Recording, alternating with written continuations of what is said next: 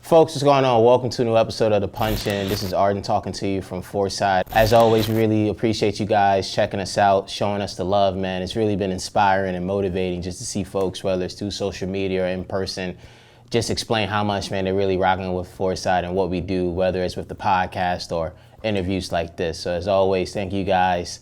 And I'm really excited for this one, man. I'm really excited for this one because the other guests we've had on the show, you know, whether it's me doing the other 3 episodes or Will's when he did the last episode of The Punch In, we had history with those people. We had history.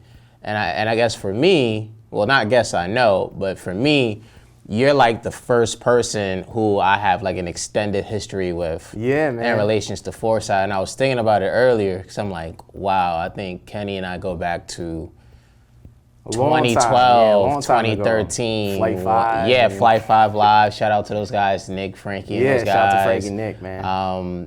Just as I was starting off my sports writing career, hanging around you guys, doing Flight 5 Live and everything. Like, to see you grow has been awesome, man. Like, hey, thank you, man. Like really every year, it. like year by year, it's like your growth is just watching it. I'm just like, watching from afar, I'm just like real proud of you, man. Yeah, just, thank you, just man. To let you I really know, like, appreciate that. Nah, yeah, sincerely, man. Yeah, for sure. Yeah, and it's just been great because it's like I've had the chance to watch your career as well, just grow ever since we started hanging out and being friends, and you know, going back to that kid era. And so far from average, lost in the city drunk, trying to find a cabbage. We ain't got no money to be ballin', but we manage. I wanna take trips with my chick, no baggage. Beat the pussy up. Going back to those early songs, and my favorite bar from you still is, I think I may have told you this before, it's like, I swear to God, like John, I never seen her. Just because, you know, because I'm a big wrestling fan, so, and that always stuck with me, man, that Kenny Powers intro. But just to see where you're at now, you know, our guest for today, veteran, smart, everything that's been helping grow Westchester's rap scene. We got the homie Kenny Shane in the building. What's going on? Of course, we got to do this during these times. Crazy times right during these times. If we make it out of this, if we make it alive and you see this, it's dated. Yeah. You know how much we did with this. It's very dated right now. The elbow. That's right. But I think the last time I saw you, or the last time we had a nice little catch-up convo, it was at Everything Omega's listening event in New Rochelle, and this may have been back in November. And shout out to Omega. Yeah, shout out to Omega. She's super talented too. Yeah, super talented. Great project. She was on the show not too long after that, and she had a great appearance on our show. And I remember we had a chance to talk and catch up, and it really, again, as I was thinking earlier, leading up to this interview, it reminded me of the fact that, again, for as much as we kept in touch and spoke, we haven't really had the chance to catch up. And you've had a lot going on over these last couple years, just musically, with the releases, personally growing your business, you know, the relationship, and then of course you had freaking heart surgery, you know, in the midst of all of this. But what's up though? How's everything been, man? Yo, everything is good. As you reminisce. Everything is good. Last time we spoke was, before that, I think it was Barnes and Nobles, right? Yeah, I think it might have been when you was on one of the first episodes of Forsyth. Like this might have been like episode 5 or something. Like this is like May of 2016. Nah, that was a great talk too with Wills. Yeah. A lot happens in life, man. So it's like I felt like every year over the past couple years, it's just like I was dealing with something, and I was just still creating music at the same rate, but like my mind, it was just like every year I was dealing with something. Whether it was like I had heart surgery. I had double heart surgery one year. Wow. Then the next year it was like, I work a day job obviously because music doesn't pay all the bills, but and then it was like, so my uncle went to jail, I had to take over the business, and it was just like me just juggling so many things, but throughout all of it, I'm just making music continuously, and now like I'm really sitting on like 2.5 albums worth of music right now that I'm getting ready to release, and I'm like super excited, to be honest, and so I'm glad to be here. Like, yeah, and I know because I think last year you were active, but it was definitely, to me, it felt like it was like a step back. Because of the things you were dealing with in 2018. And of course, you're going through good things as well, like I said, with work and personally and everything. So it's like, of course, you're not going to always maintain that same kind of activity. Exactly. As you get older. So like, and that's what I really try to put in my music, because I feel like, even though sometimes it's like, I'll talk about like, things that set you back, things that like, you know, rough times, it's like, I'm super blessed, I'm super fortunate. So a lot of the new records I got, it's like the records are called like Gratitude, they're called Grateful, they're called Fortunate. So it's like, don't get it twisted. As much as like I've been through things, it's like all it did was give me perspective of how good life really is. You know what I mean? It's like how blessed I really am to be like, you know, just in the position I am every single day, being able to, you know, chase dreams and just get up every day, have the opportunity to work on music, go to the gym, and just, you know, be here. I'm happy to be here, like Jada says. You know? Yeah, that's right. And I'm happy you mentioned that because, again, one of the first things I remember just understanding about you musically, which is how personal your music is. And I know it's a very common thing to say about a lot of artists, like, oh, it is so personal in the music. Yo, but music means so much to me, yeah, but you're like I extremely, put my heart, I put my soul in my music, exactly. man. But like you're really personal with these records to where it's like these records could sound like it's like a diary that you're reciting. Yeah. And I just wanted to ask with, again, like we've just been talking about the last couple years. Right. Has there been a greater correlation of what's been happening personally with your music, or is it still the same a little bit reminiscing and incorporating of that? Nah, definitely. Like you said, like it's like a diary, but I also try to have fun with it to a certain degree. Because like even when we were talking about Steel before, and Steel was like, yo, like I listen to your music and it's like, you come off man serious, and I know you. Shout out to Steel Leon. Shout out to Steel Leon. Yo, shout out to Steel, bro. And he's like, bro, you come off man serious in your music, but like, bro, I know you, and like I know you're like you could be an asshole sometimes, and like you're a joker and like all this shit. So for me, it's like really trying to combine the two. So like I'm just trying to combine even what we said back in Barnes and Noble. I went back and listened to that, and I was like, yo, my main goal is to try and make conscious music fun. Yeah. And like that's still a goal of mine. I remember that. Yeah. It's like growing up, you listen to like dudes like Talib, you listen to like Black Thought, you listen to Common and all them. It's like they all have like a bunch of dope records which inspire me, but then they also have records that are like, all right. And then so like I always try to like, how can I make this and blend this with like the Jadakiss, the Fabulous, the G Unit, the Diplomats, and like all that shit that made you like have fun and put you in a good like just a good vibe. Because music's really a vibe. You listen to it to get into a zone. So it's like, how can I offer like information and not feel like I'm preaching or not feel like it's like too informative and like corny or stale, and then also like just fuse it with just, you know, good moods and good vibes. So. And I'm happy you said that too, because I want to touch on that right after we take all the way back a step. What were just some of your earliest rap memories, man? What was some of those? Like overall? Yeah, what was some of those? What was the first verse you might have written about, or when did you write it, or who was really that artist or artists that made you say, you know what, man, I'm gonna get into this rap That's thing? Nas. That's an easy one for me. Okay. That's 7th grade when I first heard Illmatic. I remember listening to it, and then like I got home, I was listening to the first 2 tracks. Yeah.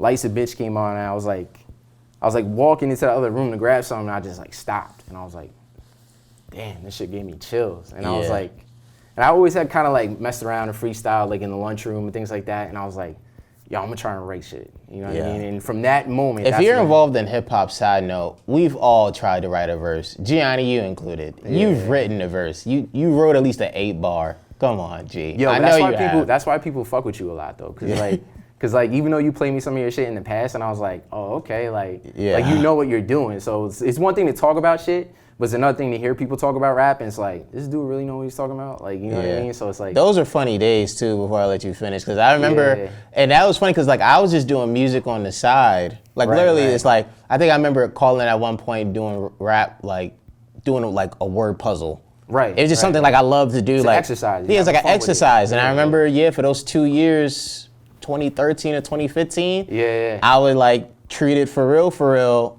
Outside of just what I was primarily doing, which was like sports media and stuff. Right. Like going to studios, like actually coming out with a mixtape and writing and all that stuff. So it was good times, man. It was good times. And that's like back like when I first met you, kind of. Yeah, so and I was just like tracks like, yo, listen, I actually did some shit too, and I was like, all right, like you got something here. Yeah, I remember doing that, man. Good times, man. Seriously, the mixtape, volume 1. Yeah, and I was proud of that 4,000 listen. Yeah, man. Yeah, I mean, yo, that's a good accomplishment. I know you're doing it with your boy too, like Vic. Yeah, Vic. Yeah, my brother Vic. Yeah, he was doing that. But also just continue with the Nas point again. You know, and just. Oh, so let me get back to that. Sorry to cut you off. So, probably one of the first times I really have like a good distinct memory of. Really like one of my first rap moments, I guess you would like quote unquote say. Yeah. I was at 5 Star basketball camp, and then this was like wherever the fuck 5 Star is, like out in the boonies. And then we took the bus right from here, White Plains. It was me and my other boy, and we're like some of the only white kids on the bus. And then like we was out there and we were like waiting for lunch one day or something funny. I don't know what it was. And then like some kids started rapping. I was like, all right. And so I guess it was just the fact that like no one expected me to rap. Of course. Yeah. And like, especially back then, you're talking about like a long time ago. You're talking about this is like 02, 03. Like I'm an OG. Like, yeah. So this is like way before like all these other white rappers started popping out. It's funny you're saying all of these things that I have on the docket. Yeah. I got some things on the docket, man. So I come out and like, I must only dropped like 8. Like I couldn't even finish a 16. Small little the 8 ball. camp lost their shit. Like I'm talking about like, yo, the rest of the week at 5 Star, everyone was letting me cut the line and was like, yo, that's Skittles, bro. Yo, let Skittles cut the line, bro. Yo, that's Skittles, bro. Why you gonna treat him like that? That's Skittles. And so the whole time they're like calling me Skittles and shit because of Eminem obviously at the time. Yeah, right. Yeah, that's what. Yeah. And then so that was like one of my first like moments, I guess, of like really tearing something down where it was like, all right, this is a moment right now. Like I can definitely do this shit. Like that is insane. And I'm happy you bringing up some of that stuff because as I'm like writing down the topics and I'm like, yeah, there's some really good stuff we're gonna get into. Yeah. And you mentioned in the beginning of that soliloquy, it's like you said it jokingly, but it's real in terms of like you're really like an OG, you're like a veteran. Right. And when I came up with that topic, I had to pat myself on the back. So I'm like, damn, this is a really good question. And I remember just thinking back to when I met you, my understanding of Westchester's rap scene was very, very little. Like for me, as somebody that didn't know like who's the up and comers, who's the established acts, who's in between, for me it was just like, oh yeah, like DMX and Rough Riders, D-Block, like those who made it. But it's interesting to me because now, all these years later, doing Foresight and everything, I've known a lot more artists, and it's crazy to think because it's like guys like you and Steel Leone and my guy Casket D and shout out to Casket. Oakland Winthrop back when he was Loose Cannons. It's like Loose Cannons. Yeah, like all of these guys, it's crazy, and it kind of leads me to my next question here. It's like, how has it been like for you seeing now this evolution of Westchester's rap scene? Because now it's not just the guys that were ultra successful or you and others that were leading that class back in 2011, 2012. It's a lot more people in the pool now who are successfully building up their name and maintaining, and now you guys are like the veterans who have established themselves. Back then, that's how it was. It was like you were either the Locks and you were Jadakiss, or you were just, people didn't really know who you were. Yeah. So it was like really just. It wasn't like it is today. Yeah, it wasn't like having like this like, you know, kind of mid platforms where you're not like fully popping, but you're also like, people know who the fuck you are, and a lot of people. You have some sort of buzz at least. Exactly. So I think that's like a microcosm of music itself, because like back then you used to have like just A-list people, and then everyone else is like, you're not on yet. Yeah. And now it's like, you got A-list, you got B-list, you got C-list, you got D-list. And each level, you could get fans and you could be successful. Like you don't, you may not have to want to reach to the next level. Exactly, and that's 100% like where I was about to segue to. It's like really now what I'm focusing in on is like, I'm just trying to connect with people that connect with my music. Yeah. So it's like, when I was younger, I was trying to chase everything. You know what I mean? Like I was like, that's also just like a product of loving all types of music and wanting to do all types of music. And chasing things that you think are gonna work. You know what I mean? It's like, all right, let's do a hip hop record. Let's do a record that's good, that's gonna resonate with girls. Yeah, let's do a record for the club. Yeah. Because when you're growing up, this is what you see. This is what, Jay came out with an album. He's got a record for the club, he's got a record for the girls, he's got a record for the street. 50 comes out, he's got this, he's got that. Then you have like people like Cole that came out and it's like, nah, I'm gonna just make 10 records just for the people that wanna listen to the B-side. Yeah. You know what I mean? So it's like seeing the things evolve. And like now, even connecting, even over the last year, I'm just like, just focusing. Let me just, like 2 records ago that I put out a video for Progression. Yeah. For whatever reason, it really, really stuck with people and it connected with people. And I'm like, it's a good record, yeah. Yeah. And so like the next record up, and I was like sitting with my boy Dylan who shoots my videos. I'm like, let me just do exactly what we did. Let's not overthink it. It worked. You know what I mean? Yeah. Like people are connecting with it. Like where. And I don't judge by like likes and views and stuff. I judge when someone slides in my DMs and was like, yo, dude, like this shit, I fuck with this shit. Like I knock this shit on the way to work. I knock this shit because like, or they'll point out a bar and they'll be like, yo, this bar, like that shit changed my day. And I'm like, all right, so I really just need to talk to him and people that are like listening to like him. So I'm not like worried about a bunch of fair weather fans and like doing more numbers. I'm just worried on like, you know, like making music for people that connect with the music. So. And that's a big thing too, because that's just always been a lesson in really in music these days, which is really focus on who's rocking with you. Right. Because it's like what you said, a lot of folks can be fair weather, a lot of folks should just be there for the moment, but those people who make the effort to DM you, to constantly comment, that's something I've been learning a lot just in general with my media career too. It's cool if you retweet or if you post on your story. Like, I'm grateful for you doing that. Right. But man, the fact that you willingly commented or the fact that you DM'd. You took time out of your day to listen to this. You know, that's a big freaking deal just to do that because people are lazy. Because there's so much, like, people are over flooded with content. Yeah. So for people to like choose to listen to you and then go back and listen to you again, that's a privilege. You know what I mean? Like, we gotta like not be cocky as artists. And then I think another thing is like, we learn from experience. Like, I learned so much just putting shit out, like trial and error. Like, we did a record back in the day, like it was called Illy, and it was like just like a regular rap record that I would do. And you know, it got placed on Vivo, it had like 500,000 views.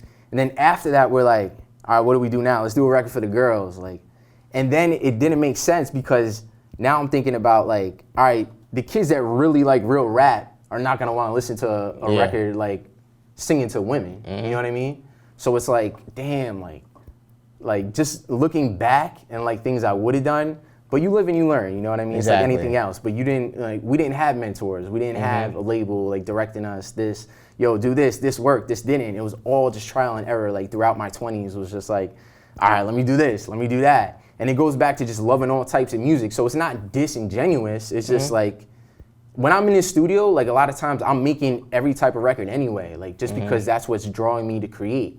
But at the end of the day, now I'm smart enough, it's not what I put out, it might be what I don't put out. Yeah. You know what I mean? It might be like selecting those handful of records that make sense, that people want to listen to, that's gonna put them in the same, you know, like mood, that's gonna give them that same feeling, instead of like having people scattered all over the place. And to get back to just again like that beginning of my last question about just Westchester's evolution as a music community, how should a veteran that is of your stature or more, how should you guys move when you see the climate change and you see the fact, like we was talking about with the different levels of success, how like, okay, these guys are suddenly operating within that realm when back then we didn't. And folks like you could be totally appreciative of that fact. You guys can champion them. You even could collab with them, like you did the record with Shorts on the Black Vanity Project. It was like you, Johnny, Classic Poet.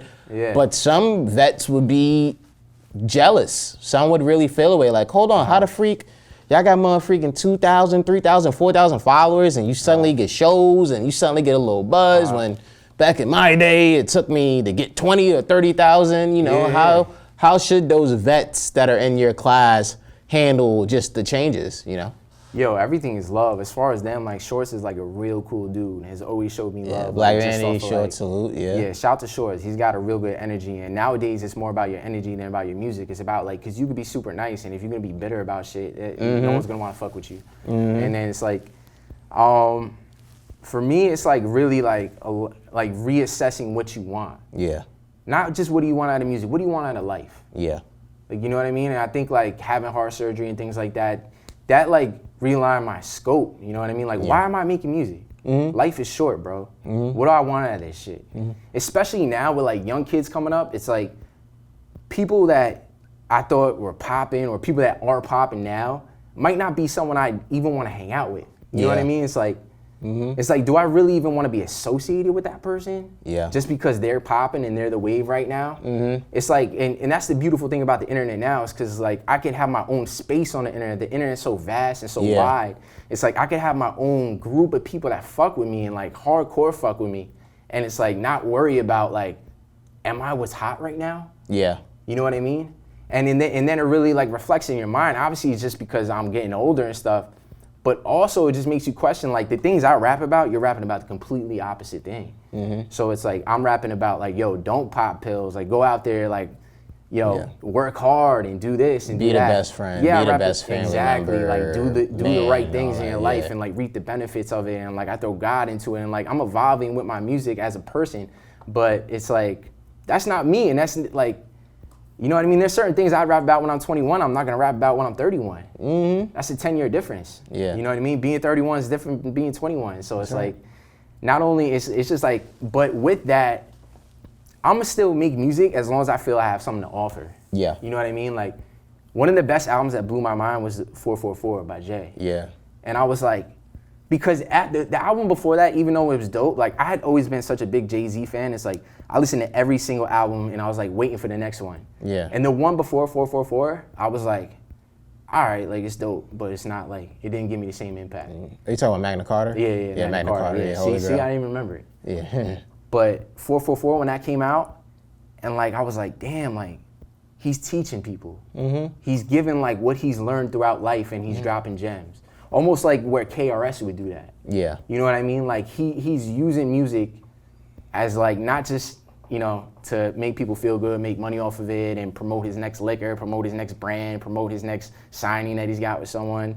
Like, this is like him making music because, like, you know, he respects the craft and he's trying to really push some positive messages. You know what I mean? Teaching people about credit, teaching the people about little things, you know what I mean, like that. And as long as I feel like I have something to offer, even Little Brother's new album too did the same thing to me. Great freaking project. And I was like, I yo, love Little Brother. that meant so much to me because the minstrel show had meant so much to me as an artist. Yeah. And like, it had been a long time, and like looking for inspiration sometimes it's slim. Yo, sometimes like I don't really listen to a lot of people. Like, you know what I mean? Like, Nipsey dying last year kind of fucked me up because I was like, he was one of the artists that I really listened to. It's like, crazy. Side project. note, it's crazy how we're a couple weeks away from, I hate using anniversary when it comes to death, but like we're a year away from marking his passing. Yeah. Like, that's insane. Insane. And like, sometimes I would joke around like, oh, like I try to be like, some of my music is like being like a white Nipsey and a polar like universe opposite. You know what I mean? Yeah. Because he's this black dude from the hood and like and I'm the complete opposite. I'm a white kid from Westchester, but the undertone of the music is really hard work, determination, and follow what the fuck you want in life. So it's like, you know what I mean? You can get spoke to through different messages in music. And you know, so, but back to 444, I was like, damn, like this shit inspired me to the point where I'm like, yo, music's timeless, bro. Yeah. Like, Ho still has shit to say. So why the fuck am I gonna stop having shit to say? You know what I mean? Ever since then, he's been on a freaking kill streak. Yo, what he and did that on shit that Jay just Lex came out, project, oh my God, like, crazy. What he did on Meek's project, Yeah. insane. He still got it. Yeah. I remember just thinking, the first thing I remember thinking of was just like, holy crap, he's getting better. right? Yeah. That's my thing too, because I'm like, holy yo, crap, he's getting better. yeah. And just what I said from being 21 to 31, it's like, I felt like I put in my 10,000 hours from being like 15 to 25. Yeah. Like just trying to like get good at rap. And then from 25 to like 31 was really just me trying to like figure out what do I want to talk about? How do I like perfect the craft? How do I chisel it, make it sharper? And just like really hone in on certain subjects. But that would drive me. That would drive me to the point where I'm like, I feel I'm still getting better. Yeah. Why the fuck am I gonna stop making music? You know what I mean? Like I'm still getting better. And then putting out that progression song, like that has showed me like, yo, there's still a lot of people that still fuck with my music. So I gotta like really deliver on this next project. And just like what I was saying, I was like, yo, 2020 is gonna be a great year. And I know that's the most cliche shit to say of all time. Even though it's starting off crazy with Yeah, I'm about to shit. say there's some people out there that don't believe what you're saying. They do not believe you right now. Yeah, exactly. But I'm to the point where I'm like, yo, I'm sitting on 3 projects and I love all of them. And it's been, I don't think I could ever say that before in my life. Yeah. You know what's dope is saying that too, because at the end of the day, what Kenny is saying, it goes back to this evolution and going through that moment of knowing exactly why you want to do it. Right. And for you to say what you're saying, it resonates with me because even in my life in media, especially with the sports writing, I was going through the same stretch where it's like, how in the hell do I stand out in an oversaturated field? Exactly. And then it gets to a point where it's like, I got it. Right. I'm completely comfortable within myself. And I remember just thinking like, all right, if I'm looking at the marketplace in terms of fans, in terms of content, instead of me letting that dictate what is my work, Right. I'm going to now offer my work to the marketplace and say, F it, take it or leave it. You dictate it. Yeah, like You move things I'm cooking up. Like somebody's gonna like it, Right. but I'm cooking up. I know what's my vision, and I know what I've done. And the 10,000 hours, I really resonated with that because I know for me over the last 3 to 4 years, just creatively, I feel as if I've been incredible. And I feel like I've just been getting better and better. You should feel that way, bro. As that time, you know? Like I feel like the work is showing that, but it's just like, I've been in a groove where it's like, man, I can write about whatever I want. I can speak and do whatever I want. It's, I'm at You the, earned it. Yeah. You earned it. The next point for me, and I know something that you've gone through as well and continue to go through, it's just all about finding the right people Right. to work with that can have that energy as you. Yeah. So you don't look like a freaking madman with these ideas and how you're trying to do it and whatnot. Yo, you know what I mean? yeah. So I definitely hear where you're coming from in Yeah, that. but you need people to bounce that off of. That's why it's Yeah. important, man. Because sometimes you get out of that space, you get surrounded by normal people too much. That shit. Yeah. You know what I mean? You need people that are still chasing. You need people like even referring back to Steele. Steele was like, bro, I felt like we was chasing something, but I felt like something was missing. And like it had hit me, and I was like, bro, I still love music.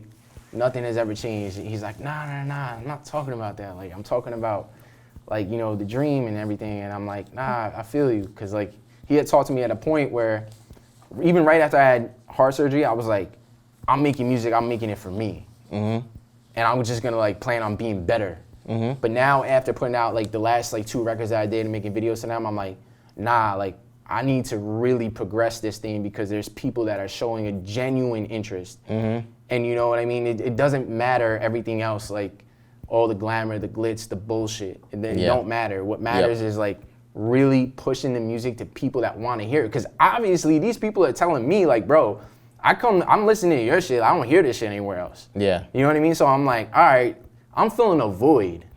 If I'm not feeling a void, then I would feel some different type of way. Yeah. But for now, like let's just keep doing it and keep pushing it.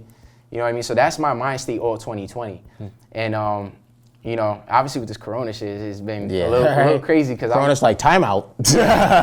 For real, man. Corona's I'm gearing up kicking. to drop something like really soon. I didn't want to put out a release date, but so I don't want to say anything now with this Corona stuff going on, but very soon, very soon. Yeah, and you know what it is too, and just to go back to the convo you said you and Cillian were having, I feel like it comes down to 2 things. I think, because all of us creatives have that dream, like, yo, we're gonna get super famous off, we're gonna make the bread. And I think what happens is you become at peace with is really the reality of it. Yes. And you also just find your purpose. Yeah, a lot of it is seeing like, yo, a lot of it is being closer to like being around people that have been involved in this shit and finding out, yo, Santa Claus ain't real. Like, you know what I mean? And like seeing people that have deals that you know through 6 degrees of separation, finding out what the industry is really about. And it can make you jaded. It could give you second thought. It could. And not that it ever did, but it just like opens up your perspective to be like, to reassess your goals and like make sure you're doing it for you. Otherwise, you're gonna be unfulfilled. Yeah. You know what I mean? If you get some shit and it's not what you thought it was. Yeah, it's that constant change of heart. You know, exactly. Again, it's very common for a lot of us. It's like, I think I remember probably 18, 19 thinking, oh, I'm gonna be this big sports writer.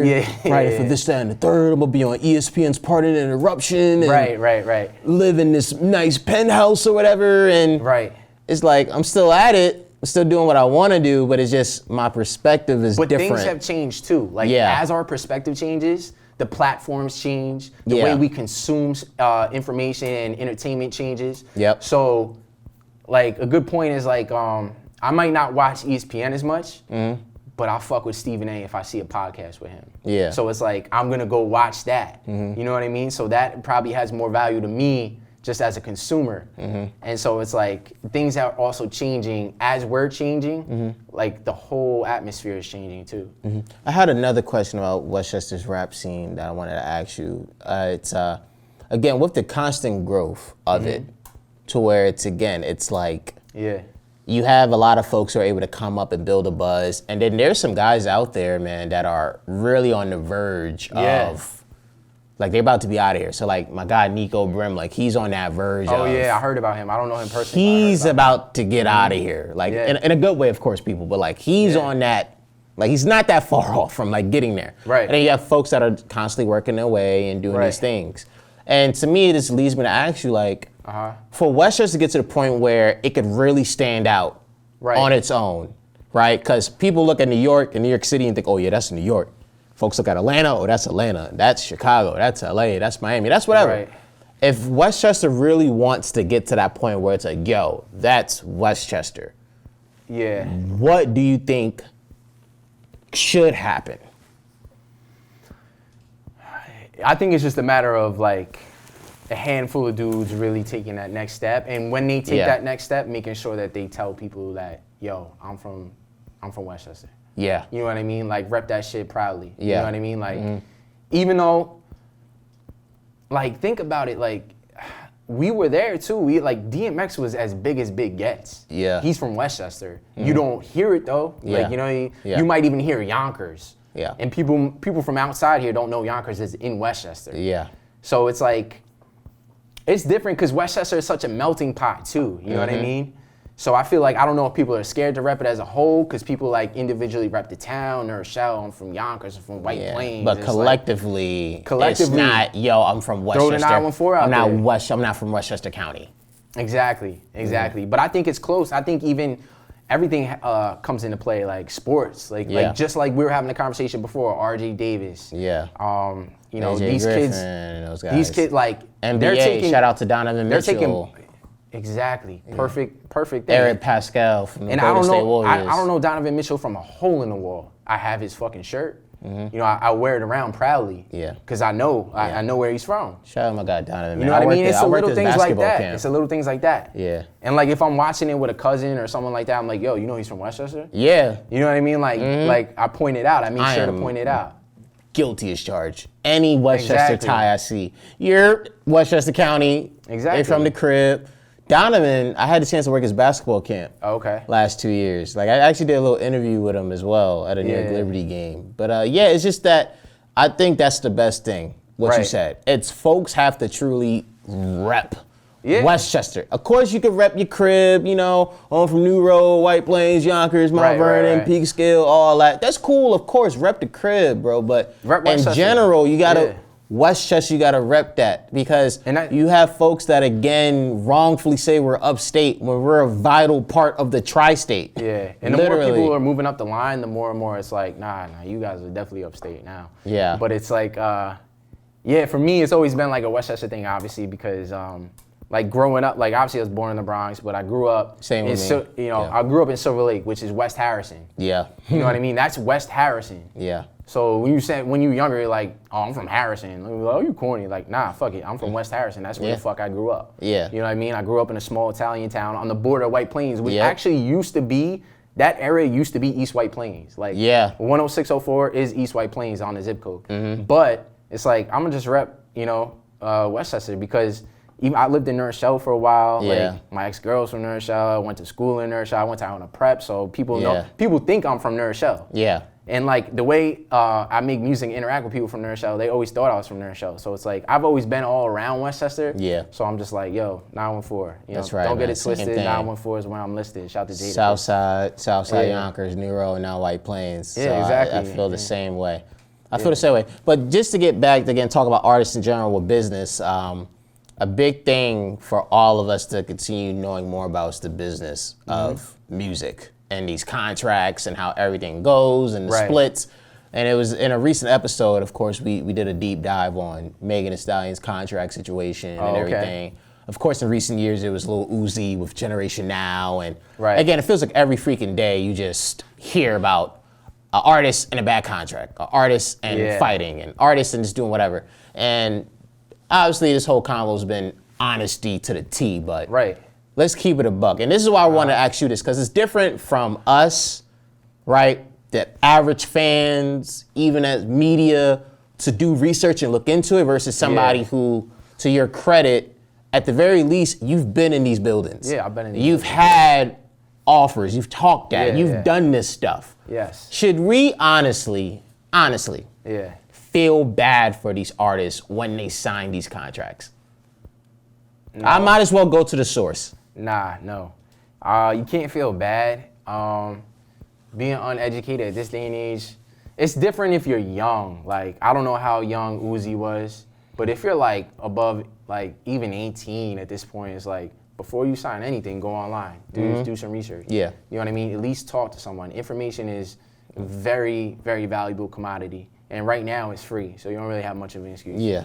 But I don't know the details of their contracts and stuff like that, but I think one of the most important things is learning how to make money off of who you are as a person and not just as an artist, and being able to use that and open up different revenue streams. You know what I mean? Yeah. Like, so I don't know. I really don't know the specifics of what their stuff is and how limited they are. I think it's so far been what is considered to be like the typical 360. It's 50-50 publishing. You don't own your masters. Yeah. The label may or may not have exclusive rights to use your likeness and name. I think in Megan's case, and this was the first I've ever heard of it, they had a finding system. They could find her, but everything else was, folks were saying just checked out, like, oh, it's 60% this, you get 70% that, you get, but the biggest part of it was just money-wise. Like, my biggest thing is control. I don't think you're giving me the money that I've made over recently, and they're fighting and saying, oh, you haven't given me the money. It's all a bunch of that. And it's scary because a lot of thing is, I don't know how much leverage they had when they went into that meeting. You know what I mean? Like, I've been in buildings. I've had talks with people, like 1,000%. I've had one offer on the deal where my other boy that was a producer signed on it. I didn't sign on it. You don't have to tell us who, but unless you want to. But why didn't you sign? It was just like, it happened so quick when it happened, and then I like wanted to take my time with it, and then my biggest thing, they wanted to lock me in for 3 albums, and it wasn't like it wasn't a major, but it was a record label, and he didn't want me to disclose it either, but it was a record label that had put out one of Wiz's joints. They had put out like a couple joints for people. And we talk about early 2010s. This is when Wiz was red hot. Yeah. Red hot. Whatever you need me, and I'll call you. Black and Yellow, like that's Wiz. That was right before he did all that shit, so I'm probably giving away enough just by doing that if you want to go home and look online. But my thing was just like, I don't know, I just wanted more control. Like I just didn't want my first album to come out and not do what they thought it was gonna do, and then now I can't make music. Yeah. You know what I mean? So like that's something that scared me, because music means so much to me, and I'm like, damn, and I was wondering, like, are they gonna have enough behind me to make it pop? You know what I mean? I think they saw like during that year, I was moving a lot of numbers, like just because I had the Mac Miller disc, and obviously that's what had drawn attention to them because it grew up off of World Star, and then they looked at the other videos and were like, bro, you actually got content. Yeah, you're not. And like your other ones are kind of moving right now. Let's sign here and we'll push it a little more. And sometimes you just have a feeling in your gut. Yeah. That's really what it came down to. You know what I mean? That's all. That was simple. You know what I mean? Sometimes you look back and you think, what if? But it wasn't like a massive deal where I'm like, oh, I fucked up. Yeah. You know what I mean? It was just like a deal where it was like, hey, this shit could have happened, but it just didn't feel right.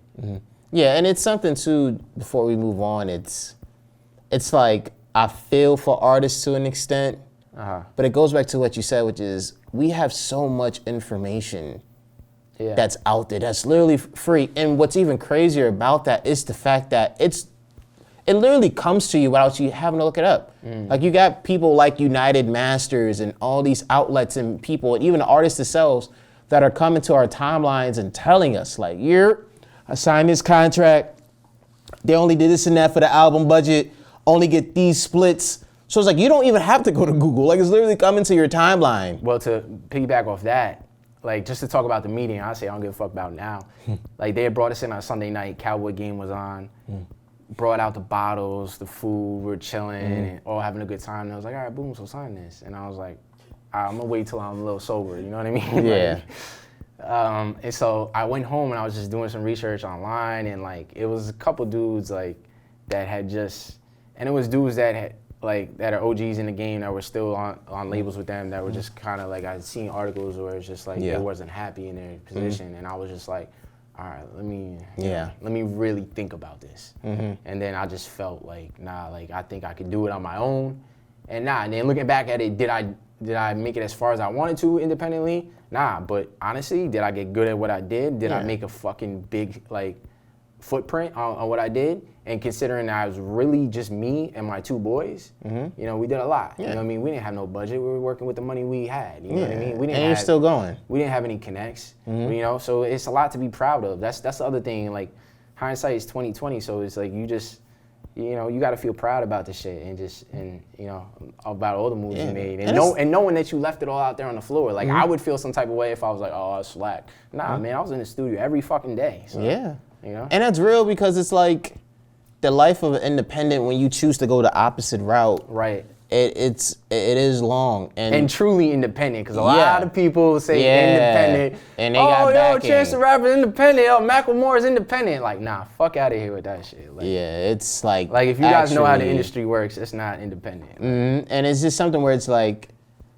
I remember having a talk with my girl about this recently too, because we also had like a convo about Meg's contract, and I'm like, and it was a good convo, and she was like saying like, yeah, even when we talking contracts, yada yada, like even you have had a couple times where you've complained about doing it on your own, or you know, like it's not happening the way you want to. I'm like, yes, you're right, but I wouldn't trade my position considering what had been the pros versus the people who I knew in the sports world that took the quick money that are out of it. Right. And it's not like, oh, they're out of it because they're doing something better. Like they're out of it completely. Like they're out the freaking game. Like I'm almost 10 years in, they capped off at 5. And I'm starting to get the money that I wanted to do while still going, while still being in love with it. And you're gonna get yours, man. Like obviously I say it like obviously because I'm a friend of yours, but like the one thing I think a lot of people respect about you is like you're super genuine. You know what I mean? Like sitting here having this conversation with me is because you really fucking care. It's like you really listen to my music. You know what I mean? It's like, and the same way your love of sports, that shit shows. It's transparent. Yeah. So like I think you really put your heart, and like even when you went to the listening session, it's no. Yeah, that was funny what you told me. It's not even like a coincidence. Like we're sitting here at the listening session. Of course, Arden's the first dude that's like, like giving feedback on the song because he really fucking cares. He wants to know. So I'm like, yo, that's fucking Arden, man. Yeah, you gave me that note after. It was funny reading it, so I was like, yeah, that was true. It was definitely true. But next thing as well, man, it's, you know, even with times evolving and changing, certain things can stay the same by some, you know, and of course that could be the stigma and the realities of white rappers coming into, you know, to our culture or the culture. Yeah, no, you keep it a buck. Like hip hop is black culture, but it doesn't mean like if we're going to DJ Vlad shit, it's like, do they have a house in hip hop? It's like, obviously we do. It's like, but. And it's funny you said it because it's like, are we past the point where we should stop looking at white rappers as white rappers? Are we past that point? I mean, do we have the right to look at you guys still? Kenny's nice, but you know, he's still a white rapper, you know. No, I think music is music, like definitely, but I'm not gonna say that like stupidly and think like, anytime you judge like anything, you're gonna like, whether it's just defaulted the way we are in society, the way we're brought up. Yeah. You know what I mean? At the end of the day, like I'm black. I mean, you're black. I'm white. And then it's like still black on the inside. Yeah. So basically, it's like obviously, anytime you see a white rapper, you're gonna be like, oh, even Jack Harlow. Shout out to my guy Jack Harlow. Yo, I think I saw you posting about him super early. Yeah, I was. That was me. Yep, wasted youth. This guy. Yeah. Louisville, Kentucky. I was like, yep, that boy's nice. And like I saw like I think his freestyle on Sway or something, and then I was like, all right, whatever, like he's cool. And then like just recently I had like actually dug into his music. Yeah. I'm like, damn, he's fucking dope. I'm a huge fan. I fuck with him. Yeah. You know? I put on quite a few people to Jack, and they're like the same. Like, shout out to my friend Reggie, who writes for Billboard, and is a good friend of Foresight. She recently tweeted, and Jack liked it on Twitter, like, all right, guys, I gave up. I've seen the light about Jack Harlow. I was like, about time. Yeah. About freaking time. Yeah. So, I don't know. Like, I feel like once he gets to this point now, it's just like, everyone's gonna fuck with it. It's music. because music is music. You know what I mean? And it's like my favorite song growing up before even rap was Johnny Be Good by Chuck Berry. I had no idea he was a black dude. I thought he was white my whole life. And then to flip it on you, Bobby Caldwell. You listen to a Bobby Caldwell record, super R&B. Thought my whole life he was black. He's a white dude. So like back then, like not even knowing, it was almost better. Because now everything is so visual. It's like right away, it's like, oh, he's pretty dope for a white dude. Oh, you know what I mean? Or it'd be the same, energy coming like a black dude singing country music. Like, you know what I mean? Like, what's his name? That I forget his name. Not Lil Nas. You talking about somebody else? No, not Lil Nas. Okay, this but, makes sense. I'm saying people probably say the same shit about that. But I think like as many white people that make music and rap now is definitely different. Because like going back to what I said before, it's like the whole 5-star thing. Part of the reason the bars are crazy. Yeah, I was like, yo, I'm going off the top of my head like dandruff, and like people were like, oh. Yeah. I just remember that one line. I don't remember what else I freestyled, but like obviously the effective was like, I never see a white kid rap like this. You know what I mean? But obviously that is gone, and so we're in a space now where it's like everyone makes music, and the internet is just like you see all fucking crazy types of shit, good and bad. Yeah. But is it also at a point where you feel like people should understand? Because part of it too is the fact that people also think about the world, and they think about white people, the history of a lot of white people stealing a lot of our art, a lot of infiltrating it, white privilege. Yeah.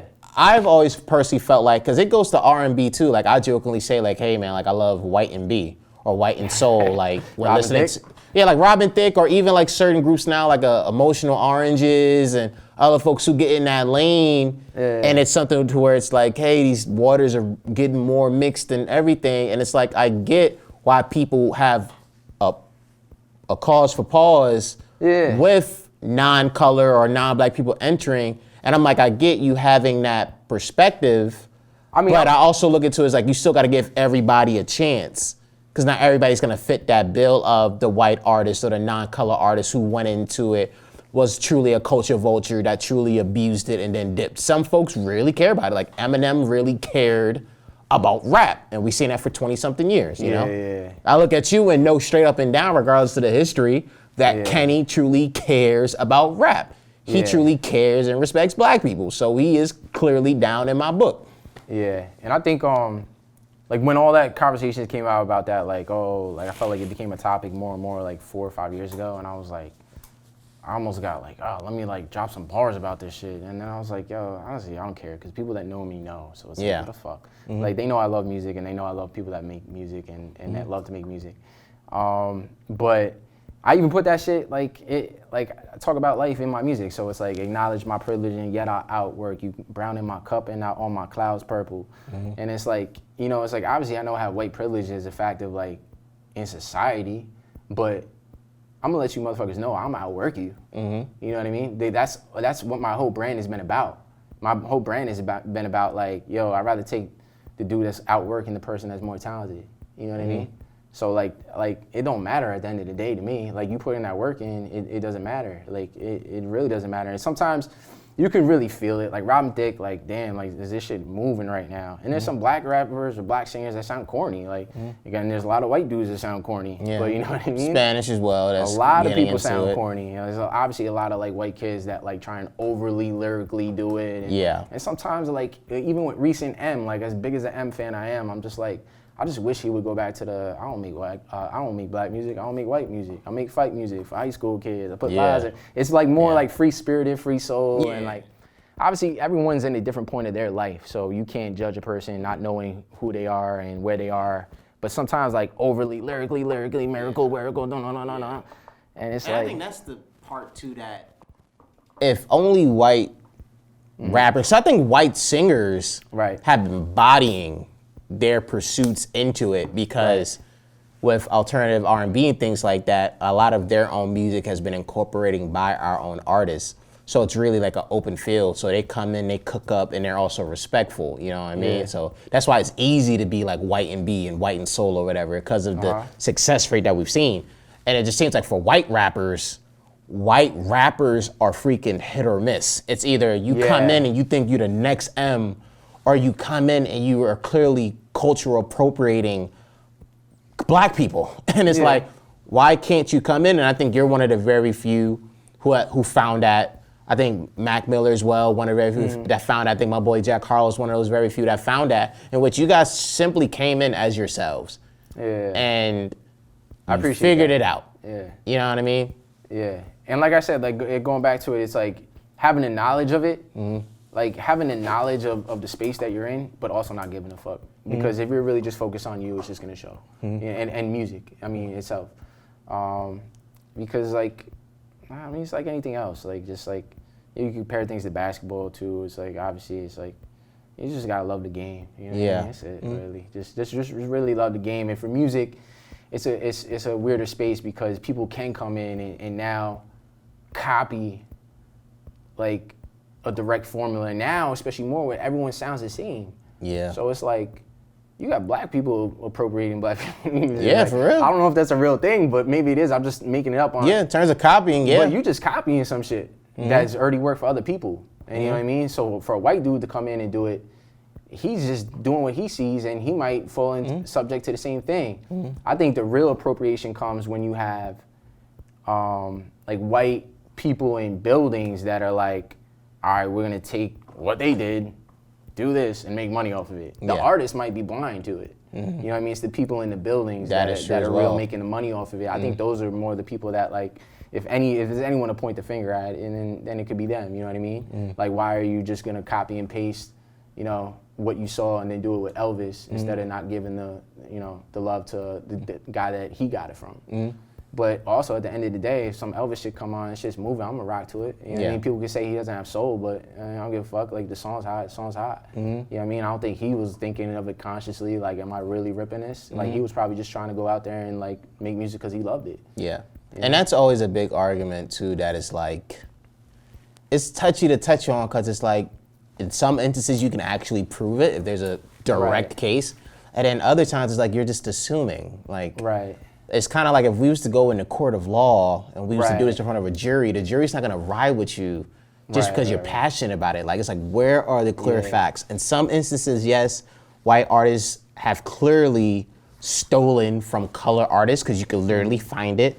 But it's like, you also can't help, like you talked about too, a lot of artists, and this is why, again, this is touching the contract thing again, real quickly, why I'm sort of like, kind of tired of it. Because it's like, I get for certain artists, you guys are, you know, I'm really into the music, man. I'm just so focused on, I'm doing these beats and everything. And it's like, I get that, but bruh, you still gotta think about other things outside the music. Like, that would be me using, well, I'm just a writer, man. Like, all I care about is writing. It's like, I could be focused on writing while also needing to acknowledge these other things that play a part in what I do.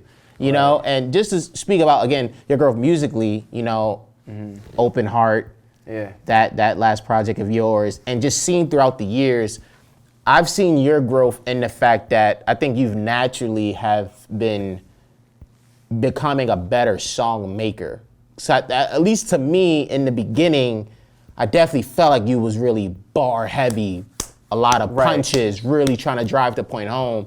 And some of those attempts you made to go elsewhere, it's like, even if it came out good, it was like, yeah, it's still a little forced. And I think with Open Heart in particular, it was actually a project where it's like, oh wow, like, this sounds natural. Like, you have the intro, you have progression, you have I Try, you have some of these records, and it's like, okay, this is actually a natural song that he's making, you know? And when was it for you that you feel as if, like, hey, it's starting to click for me, like, I don't have to put so much thought into, all right, let me really make this type of record now, because I was so bar heavy on the last one? I think that's when I changed my name. I think it was when I changed my name to Kenny Shane, because before that, I think the whole That Kid era was just like putting in the 10,000 hours. Yeah. And like, for me, looking at it, I was like, I'm literally that kid era. I'm a kid. Like, I was a kid at the time. I'm just growing up, learning this shit. Yeah. And then I think Kenny Shane, like, the name of it itself is like kind of introspective of the music that I was making, because I'm making self-discovery rap. Like, I'm still trying to figure out who the fuck I am. You know what I mean? It's like, you know, and music helps me do that. But I'm just let it be and let it flow natural. Like, Kenny's my government name. That's my name. Like, Shane, that's the name that was given to me when I was adopted. So, And like that just took me to go back and like look at like my own roots, my own foundation, like who am I as a person? Yeah. And now I'm gonna really dig into who I am and put, as you said earlier, personable music out there, and then try and connect with the people that connect with the music. And then shit bugged me out. Like just a month ago, like I had just received my original birth certificate. Wow. And it was just kind of crazy just looking at it, because you're looking at a birth certificate, it's you, it has a different name on it. Mm-hmm. And before, when I went to go look for it, they would only tell me the first name. So the second I found out like my original name was Shane, I was like, all right, boom, like I'm changing everything. This is gonna be my new rap name. This is Kenny Shane. You know what I mean? And I had felt like I was in a transitional period anyway, like as an artist. So I was like, all right, it all clicked. Mm-hmm. It makes sense. The universe is telling me to do something, I'm gonna do it. Mm-hmm. That's it. That's how I am as a person. Mm-hmm. And then like I had just, shout out to Cuomo, one of the you know, good things he's done in 2020. Yeah. But he like passed some law that allowed people that were adopted to go find their birth certificate, their original birth certificate, if you're over 18. So I was like, my boy had sent me the text. I'm like, all right, boom. Like I just filled it out right there on the spot, got it, and then it kind of just blew my mind. I was like looking at it, and I was like, damn, this shit is crazy. Like, cause it puts everything in perspective. Like, like life itself. Mm-hmm. You know what I mean? Like, whoever that woman was, they made the like birth certificate had no dad on it. It just had a woman. It had some woman named Ann King, and then it had my name, Shane King. And I was like, damn, this is crazy. Like, this woman made a sacrifice, made the choice in her life to like carry me and give me birth. And like, so that adds purpose to my music. Like, why the fuck am I here? Mm-hmm. I gotta be here for some type of reason. I gotta give people something. You know what I mean? And just the fact that alone, putting that in my music is like, yo, life has purpose, bro. Like, and that's what I try to convey through my music. Like, yo, just go through your everyday shit. And I try and talk to the people that are going through their everyday shit. It's like, why do we glorify rappers that mumble over production instead of a single father that is working construction? Life is backwards as fuck. Throwing dollars on these strippers while they backing it up. She think I'm sprung. See, I'm just here to meet the DJ. Life goes, girl, I think about him each day. So like those 4 bars, I'm like, this is the shit I need to hone in on and talk about in my music. And then I would get the DM from a dude like, literally got a DM from a dude like, bro, I'm a single father. Like, I fucked with that. You know what I mean? Mm-hmm. And so I'm like, damn, I'm not even a single father, but like, I just thought it was a dope bar. Mm-hmm. And, you know what I mean? And like, I see people that I'm around going through that shit, so let me talk about it, you know? Mm-hmm. And so, you know, I don't know where I went. I just kind of went somewhere, but yeah. Yeah, it all comes together. It all comes together. A couple more things I wanted to touch on with you. Yeah. And this next one is more like a quick point. And I just think part of your rap journey is, again, just hard work, the experiences you had, and one of those early experiences of your career, at least of the past decade, was the fact that, you know, you had an exchange with the late Mac Miller. And this was something that at one point was literally all over like the hip hop internet, from you guys approaching him in the city to it was a crazy day. Diss records and all that stuff. And I'm not really asking you to rehash that and really go over that, but what was your biggest lesson learned from that exchange with Mac? Man, first of all, I want to say rest in peace to Mac Miller. That's the first thing. And I think this is going back so far that we're talking about like the very beginning of his career. And just to watch him grow as an artist, like Kool-Aid I think and frozen pizza, dude, and I think like People Under the Stairs freestyle. He grew to the point like where when he first came out, I was like, all right, whatever, like he could rap, but like he ain't fucking with me. Mm-hmm. And then like as he grew, like and time had passed, like I'm like, yo, I'm a fan. Like, you know what I mean? I fuck with him. Like, and just to see him evolve in his music, and like I think he became a super dope artist. But at the time, this is like when he had first came out, and I guess I'll just rehash the whole thing real quick, and then we're literally sitting in the basement. All right, so my friend had sent a beat to Darrell Revis on the Jets. Revis Island, yo, that's Revis Island at the height of Revis Island. This is like, and we're Jet fans. This like, makes the story already sick. So my friend has sent mode. a beat to Darrell Revis, and he's like, I'm looking for hip hop beats, and he's like, yo, Revis says he's looking for beats on Twitter, so we'll just send it to him.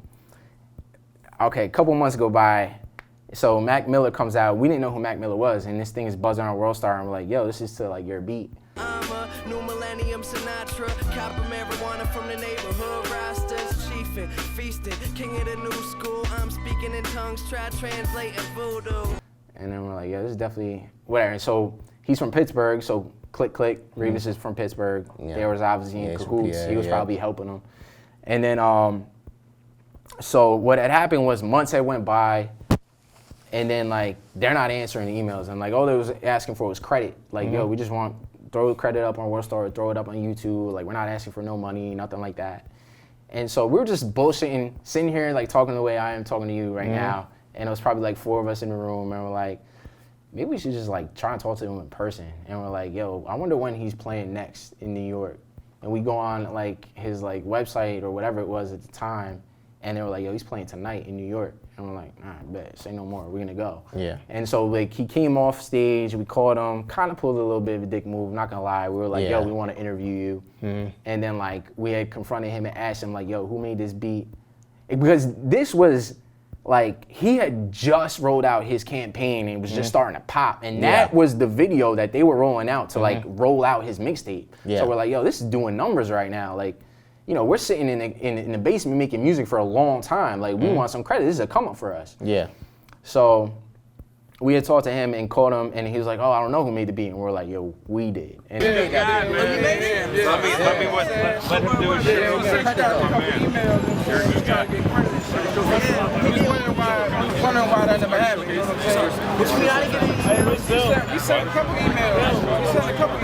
Bro. I didn't respond back to us. And then we kind of turned it into a confrontation, but he was actually cool about it. It was his managers that were like really dicks about it. So one thing led to another. My boy threw his manager into a fence. You could kind of see it on the video, but dude flew. And then like everything like scattered. It happened real quick. Mac ran away, we ran away, and then like we came back out there and they were gone. We were like ciphering in the street, chilling outside SOBs for a while. And I didn't really have no bad blood towards him. It was like his manager had texted my boy after that whole shit. So first of all, you do have our number because you went and dig through the emails that we had been sending you. And then had the nerve to be like, if you don't post that video, we will give you credit. And we're like, nah, bro. Yeah. This shit is not in your court. We're posting this video ASAP. So we posted, went viral on WorldStar. And then obviously, like, you know, looking to piggyback off that, we had, like, I had done a diss record and we just did it all that night. Boom, boom, boom, boom, boom, real quick. And we're like just hoping he bites on it. All that we was wanting you to do was go and credit it. Can't take a minute, nigga, time to go and edit it. It's disrespect, not to mention it's pathetic. Like almost like some charged up shit for Yeah. Drake. And like, cause I really was like getting ready to write the next one. Yeah. Cause I was like, you had something in the tuck in case he jumps at the first. Yeah. Exactly. And he never did. And like, and you know, he had a beautiful career, wound up being like, you know, great, you know, successful career. Yo, all praise to him, you know what I mean? And like I said, like watching him evolve, like I think once he came out with Balconies and stuff, like a couple years had passed and I was like, yo, he's dope. Like I fuck with him. You know what I mean? Like just, you know what I mean? Like whatever happened, and obviously I never ran into him and then I was just kind of happened to be like a fluke night. But you know, rest in peace to him, and you know, it's kind of crazy what happened. My fandom of him is similar to like my fandom of Tyler. It's like at first, I mean, it's similar in the fact that like, I think in recent years I became a bigger fan. Right. You know, because like you start looking at these guys and you go, holy crap, like they're really talented. Right. And it gets past the look. Like I remember Tyler, it's like, yeah, you got some records I like, but you're just too weird for me. Like, I'm not going to listen to you. You're way too weird. 100%. And then he does Cherry Bomb and Flower Boy, and I'm like a huge ass fan now. Like, whenever he comes to New York, I'm going to his show. And some people come out young. Like, Mac was really young. Yeah. So it's like, sometimes I think, like, if I came out when I was 18, like, would I really be ready? You know what I mean? And it's like, so. Kool-Aid and frozen pizza, that was, changed my life at 17. Yeah? Yeah, it did, man. For people under the, I think it was the stairs or under the stars freestyle, like the.